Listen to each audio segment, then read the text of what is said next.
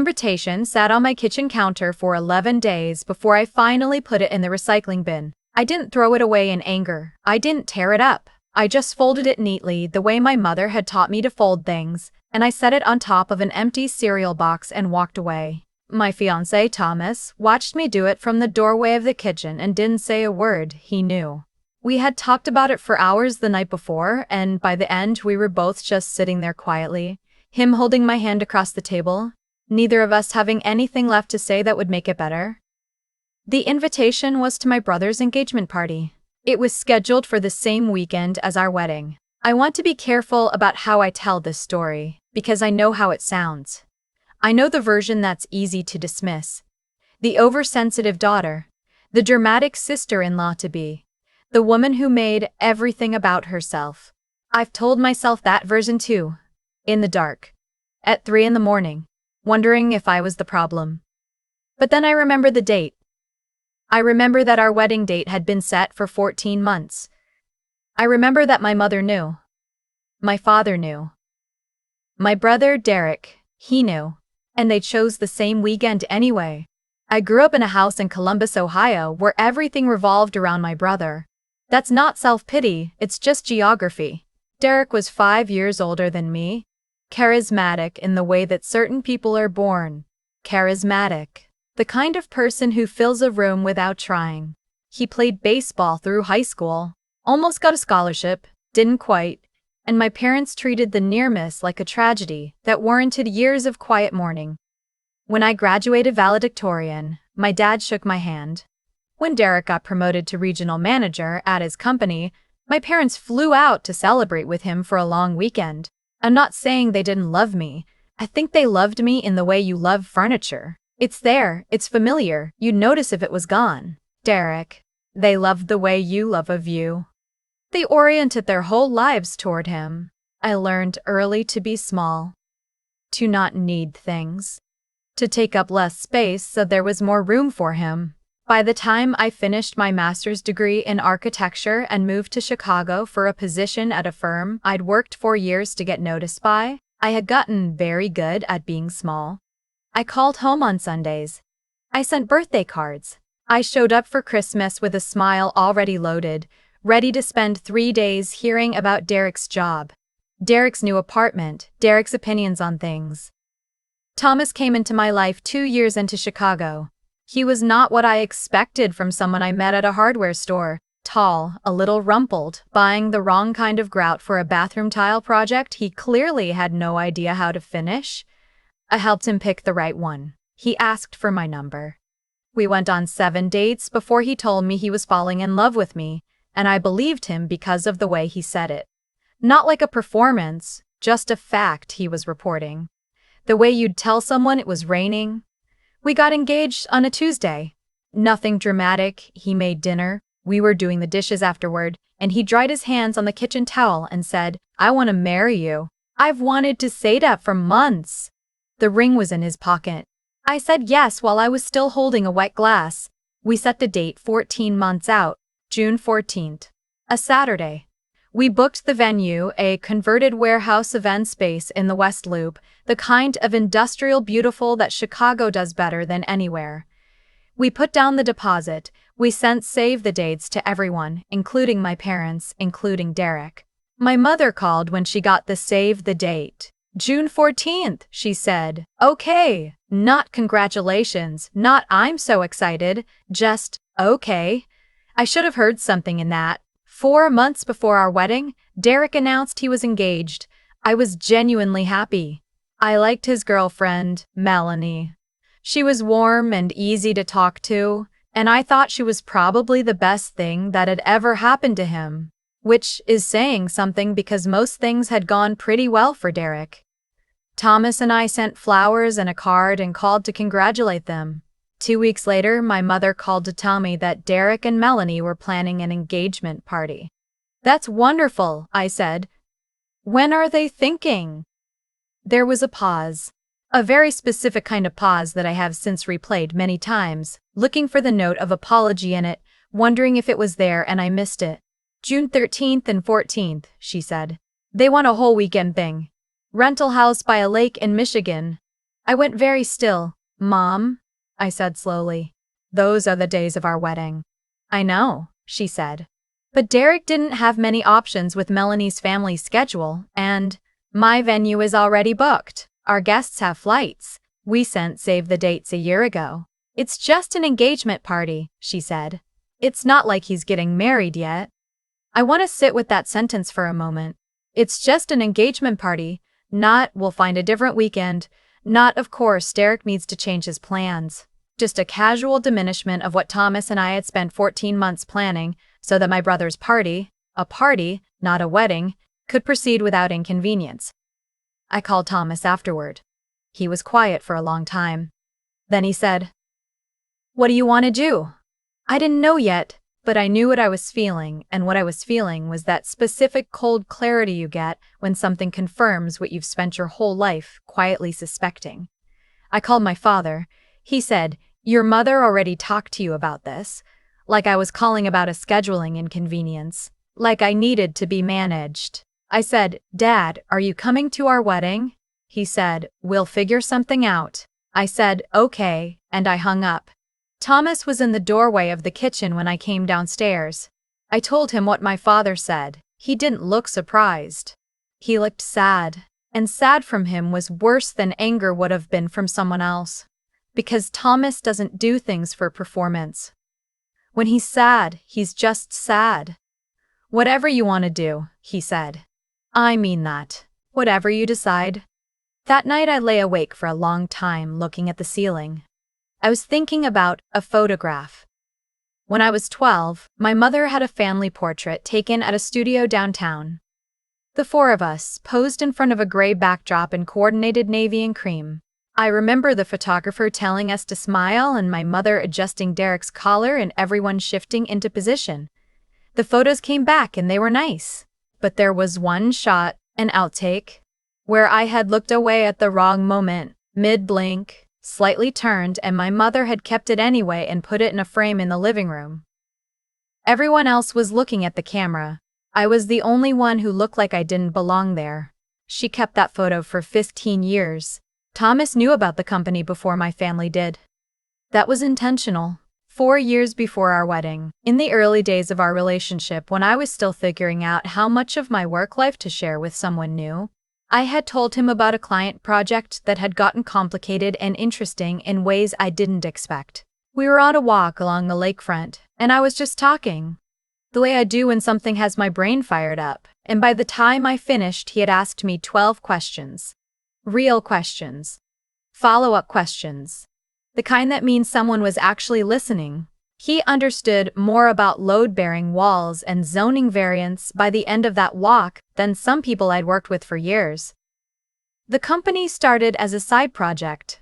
Thomas was in commercial real estate, which meant he understood the other side of what I was doing, and we started talking seriously about what it would look like to develop smaller residential projects ourselves. Not just design them, but own them. We saved. We were careful. We brought in a third partner, my colleague Renata, who had contractor relationships and project management experience I didn't.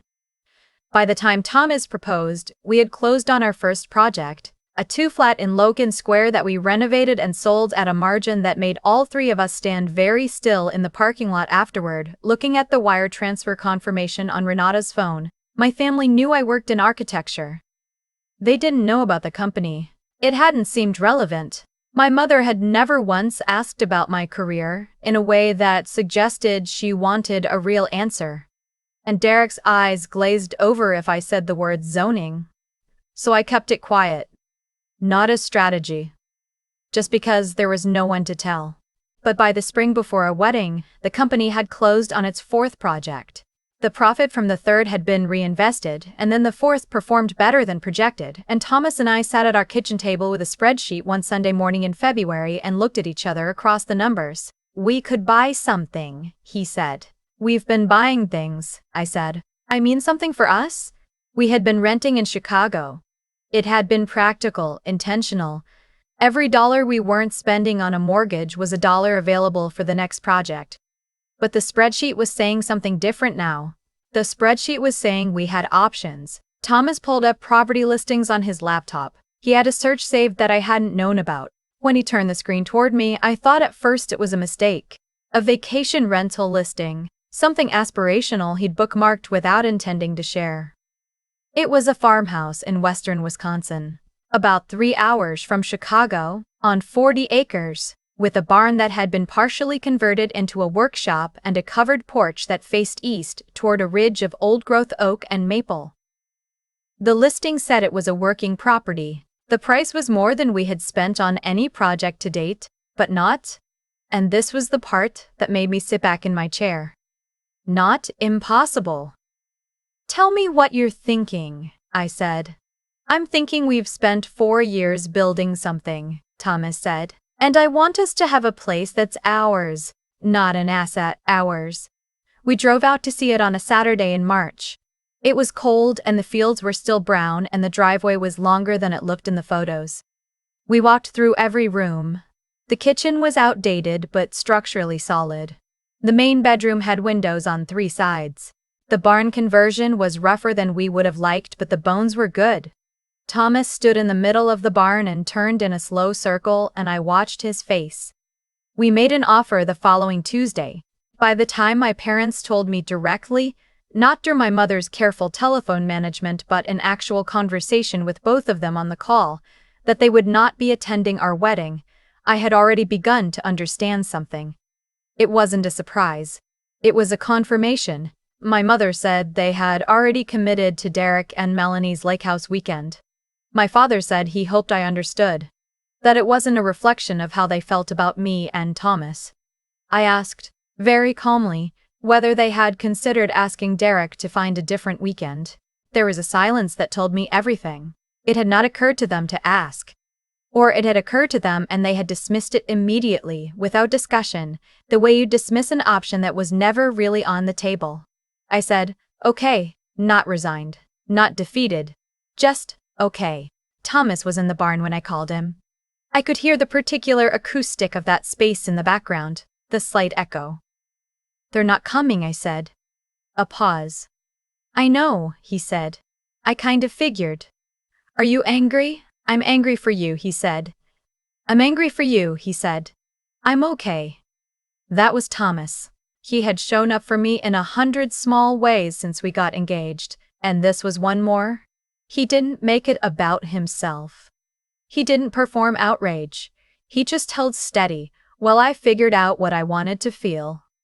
What I felt, sitting in our apartment that afternoon in April, was quiet, not numb. I knew the difference by then. Quiet like a decision that's already been made even before you've consciously made it. I spent the next few weeks doing what I always do when something is hurting. I worked. I finalized the details for the wedding, the flowers, the music, the catering, the vows I was writing myself. Thomas was involved in every decision, which people seemed surprised by when I mentioned it, as though a groom having opinions about centerpieces was unusual. He had opinions about everything, good ones, and I loved him for it. Thomas's family, his parents, his sister and her husband, his 2 aunts, were warm and present in a way that I kept having to remind myself was just normal. His mother called me on a random Tuesday to ask if I had looked at the weather forecast for the weekend and whether I'd thought about a backup plan for cocktail hour if it rained. She wasn't interfering, she was just paying attention. I sat in my car after that call for a few minutes thinking about what it had felt like to have someone's mother pay attention. My friend Cassidy, who I had known since grad school, organized a small bachelorette weekend in Nashville. That was exactly what I would have planned for myself if I'd been planning it, which meant she knew me very well. There were 6 of us. We ate too much good food and stayed up too late, and at one point Cassidy gave a toast that made everyone cry, including me. And it was the first time in weeks that I had cried for a reason that felt clean. I did not call my family the week before the wedding. I had nothing to say that would be useful. The morning of June 14th, I woke up before Thomas. I lay in the hotel room. We'd stayed at a boutique hotel in the West Loop the night before. Thomas with his best friend Marcus in a different room. Me with Cassidy. And I listened to the sounds of the city for a while. There is something about Chicago at 6 in the morning in June that has always felt like possibility to me. The light comes in at an angle. Everything is still and already warm. I thought about the farmhouse. I thought about the east-facing windows and what the morning light would look like there in summer. I thought about my parents at a rental house by a lake in Michigan, and I found, sitting with it quietly, that I was not angry. I was sad, the way you're sad about something that has been true for a long time and that you have only recently let yourself see clearly. I was sad, and underneath the sadness I was something that I didn't have a word for yet, but that felt, if I had to describe it, like the early stages of being free. Thomas and I got married at 5 o'clock in the afternoon. The warehouse was beautiful in a way that surprised me. I had designed the layout myself, worked with the florist on the architectural scale of the arrangements, but seeing it finished and full of the people we loved was something else entirely. Thomas stood at the end of the aisle and watched me walk toward him with an expression I have never been able to fully describe. Not awe. Not even love, exactly. More like recognition. Like I was something he had been waiting for without knowing he was waiting. His vows undid me. He talked about the hardware store. He talked about the grout. He said, "I'm going to spend my whole life being glad you knew what you were doing when I didn't." Everyone laughed, and then he said something else, something quiet and true, and I'm keeping that part for us. My vows were about the farmhouse in the end. About building things together. About choosing deliberately. About how the life I had was not something that had happened to me, but something we were constructing. Carefully, board by board. We danced. We ate. Thomas's uncle gave a toast that went on 17 minutes and was genuinely funny for 14 of them. Cassidy danced so enthusiastically that one of her heels gave out and she finished the night barefoot, which is exactly who she is. Thomas's mother kept finding me throughout the night and squeezing my hand without saying anything, which meant more than most speeches. We were married. We drove out to the farmhouse the next morning. The property in the daylight of late June, with the oaks in full leaf and the fields long and green and the barn casting its long shadow across the gravel drive, was more than I had let myself picture while we were closing on it. Thomas carried both bags from the car. I walked to the covered porch and stood there looking east at the ridge, at the way the morning light was doing exactly what I had imagined from the listing photos, and I thought, we made this. This is ours. We spent the first week unpacking and starting a list of projects, which is a thing that people in our situation do. We cannot be in a space without making a list. The kitchen renovation went on the list. The second phase of the barn conversion, a kitchen garden. Thomas had strong feelings about. A studio space for me eventually, once we had the main house sorted. I didn't post many photos. I'm not someone who documents my life online in real time. I never have been. But one evening in the second week, sitting on the porch after dinner with Thomas reading next to me and the light going amber across the fields, I took one, just the view, just the porch railing and the fields and the ridge, and that particular quality of golden hour in Wisconsin in summer. I posted it with no caption. My aunt, my father's sister, who had come to our wedding and cried at the reception and slipped me a card that said, "I'm proud of you," in her looped handwriting, texted me immediately. "Is this where you are? Is this yours?" "Yes," I wrote back. She called. "Tell me everything," she said. And I did. My brother called me 6 weeks after the wedding. I was in the farmhouse kitchen working on drawings at the table while Thomas was in the barn. I saw Derek's name on my phone and I let it ring twice before I picked up. "Hey," he said. "Hey," I said. There was a pause, not the calculative kind. Derek has never been calculating, which is perhaps part of why he has gotten away with so much. He operates on the assumption that things will work out because for him they usually have. "The photos look incredible," he said. "Mom showed me some from the wedding, from Aunt Patrice." Aunt Patrice. She had been the one who called my mother the morning after she texted me. I know this because my mother called me 2 days later, her voice carrying a specific register I had not heard before, something between pride and injury, like she was discovering something about me that she should have already known. "That's your place?" my mother had asked.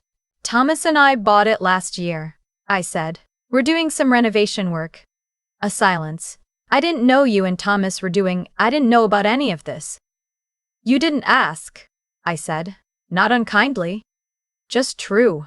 Now Derek was on the phone and he said, look, I know the timing of our party I know it wasn't. He stopped, started again. Melanie said I should have just picked a different weekend. She was right, I said. I know. I waited. I think I've always figured, he said, slowly, that you were fine. You're always fine, you know? Like, nothing seems to really get to you. And I think I just assumed that meant you were okay with I was never fine, I said. I was quiet. Those are different things.